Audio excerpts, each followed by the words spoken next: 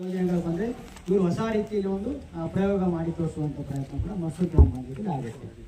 ಇದು ಮಹಾತ್ಮ ಗಾಂಧಿ ಉದ್ಯೋಗ ಖಾತ್ರಿ ಯೋಜನೆಯ ಉದ್ದೇಶ ಏನಪ್ಪ ಅಂದರೆ, ಒಂದು ಆರ್ಥಿಕ ವರ್ಷದಲ್ಲಿ ಒಂದು ಕುಟುಂಬಕ್ಕೆ 100 ದಿನಗಳ ಕಡಿಮೆ ಇಲ್ಲದಂತೆ ಉದ್ಯೋಗ ಕೊಡುವಂಥದ್ದು ಮತ್ತು ದೀರ್ಘ ಬಾಳಿಕೆ ಬರುವಂಥ ಆಸ್ತಿಗಳನ್ನು ಸೃಜನೆ ಮಾಡುವಂಥದ್ದು, ಆಮೇಲೆ ಬಡವರ ಜೀವನ ಮತ್ತು ಸಂಪನ್ಮೂಲವನ್ನು ಬಲಪಡಿಸುವಂಥದ್ದು, ಮೂರನೇದೇನು ಸಾಮಾಜಿಕವಾಗಿ ಒಳಪಡಿಸುವಂಥದ್ದು, ಮತ್ತು 4ನೇದು ಪಂಚಾಯತ್ ರಾಜ್ ಸಂಸ್ಥೆಯನ್ನು ಬಲಪಡಿಸುವಂಥದ್ದು. ಉದ್ಯೋಗ ಖಾತ್ರಿ ಯೋಜನೆಯಲ್ಲಿ ನಮಗೆ ಈಗ 265 ಕಾಮಗಾರಿ ತಗೊಳ್ಳೋಕ್ಕೆ ಅವಕಾಶ ಇದೆ.